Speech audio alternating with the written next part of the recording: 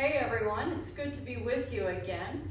Today we're going to talk about twisting and osteoporosis. How to do that is a question I get asked all the time.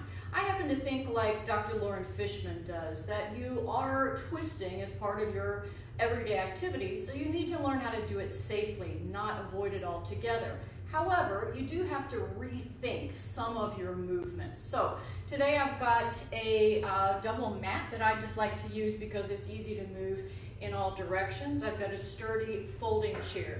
Most of these exercises will be focused on yoga for osteoporosis because that's where I think the question comes most often, and how do you modify poses. But we'll include a few things that are just kind of good warm-ups altogether. So I want you to think about a couple of things as you approach twisting, okay? Number one, engage your core, engage your core, engage your core. Why is that important? Because if your abs aren't engaged, regardless of your bone density, you're going to potentially hurt your back as you twist. So you never want to just kind of torque. You're always trying to draw your abdominals up and in and really giving your low back support for the movement.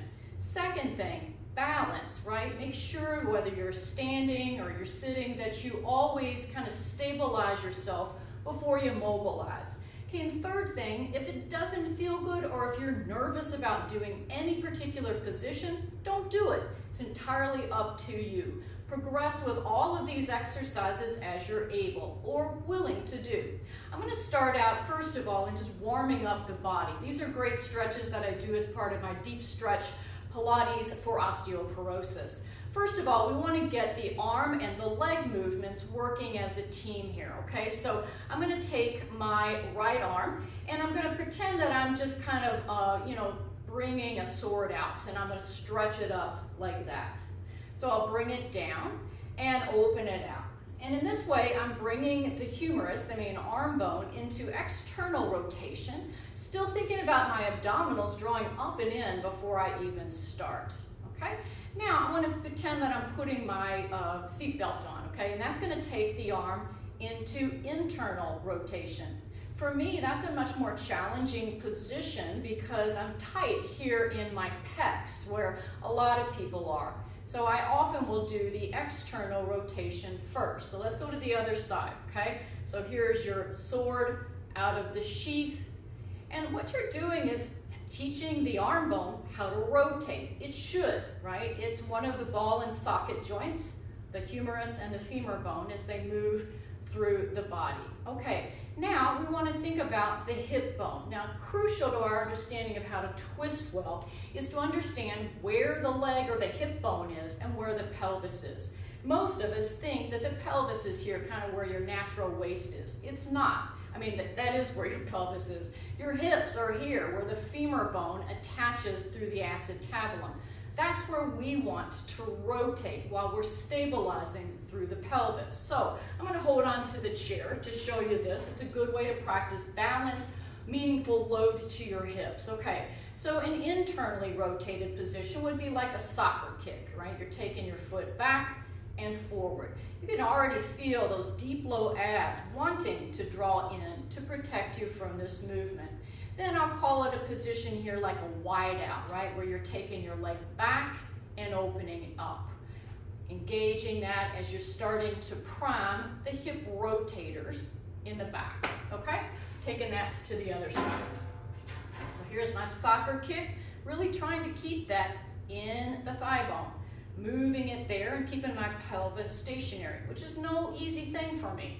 I'm a big time what I call kind of a mother tucker, and I like to tuck and rotate that pelvis a lot. So I really have to work on my stabilization. Okay, now how could you kind of put those two together? Well, a dynamic movement that feels like it's moving as kind of a spiral, right? Not twisting, but engaging through the movement of the femur bone and the humerus. So if I'm rotating and pushing off on my left leg, I'm going to feel that this spiral goes up in a nice natural fashion. I can come back the other way, pivot in the hip joint, and bring that up. So that pivot is actually a wonderful weight-bearing and strengthening exercise as we start to go through that, as long as you're bringing those deep low abs up and in as you do. Okay, now let's kind of take each of the body parts and work them. I'm going to hip hinge, sit back into my chair. How do we move the neck? We need to rotate the neck. Well, I'm going to sit tall, making sure that I'm not slumping or arching. And all I want to do is keep my chin level and drawn in and turn my head to the right. Now, I don't want to bring my shoulders with me. I'm just trying to keep them all in line here, and then I'm going to come back. I'm not forcing anything. I'm just kind of curious about how that range of motion will be. Now, to make it a little deeper into the stretch, I can take it over to the side. Now I'll apply my right hand to the left side of my cheek. I'm going to engage those side neck muscles by pressing my cheek into my hand, about 30% effort, nothing too crazy. Take an inhale, and then I'll exhale, I'll glide it a little further. In this way, we kind of bypass the body's natural tendency to resist a stretch and give it a little bit of soft coaxing to help us get just a little bit further. Okay? And then I'll go to the other side. I'll rotate to the left, and then I'll contract the muscles, the scalenes, a little bit of the sternocleidomastoid over here. Relax it and gently coax it, never forcing it to go slowly away. And you can hold that for 8 to 10 seconds. That's where you're going to get the most benefit. Okay, so what's a nice gentle twist to start you with in a yoga class? I love this one, Vajrasana, right? Sanskrit name, which just basically means you're sitting very primly on the chair. Okay. What I want to think about here is that spiral of energy that we talked about before. I can take my hand to the back of the chair. I'll give some nice resistance, drawing that in. And I'm going to take my left hand now to the outside of that right thigh. Now, as I start to gently rotate, I'm really feeling that in my trunk, right? It's a pure trunk and cervical spine rotation. And I like to go slowly, again, pulling my abdominals up, thinking first pelvic floor, then deep belly, and then the rib cage as it moves gently and opens up. And then you can just bring your chin up, and it feels so great. It looks so easy, but it's very peaceful. It's very satisfying as you practice this, drawing the back of the chair in as a means to open up through your chest and shoulders. Right. And release. Okay. Take it to the other side. Kind of just sit primly here. Align your spine again. Hold on to the back of the chair. This time, bring the right hand on the outside of the left leg. This time, I'll really practice inhaling up to the pelvic floor. Inhaling, deep belly, starting to feel those internal organs squeezing out like a dish rag. Inhale, and really feel my rib cage moving around. And very softly, the shoulder blades open. My head feels free to move. I've still got this anchoring hip bone position there to make sure that I'm not going to torque anything. And then I release. Okay. You can also do kind of a nice hip and trunk opening. Just step your right foot out like that and take your right hand up. Right? You can feel the energy of the spiral while you're adding some weight bearing to the leg.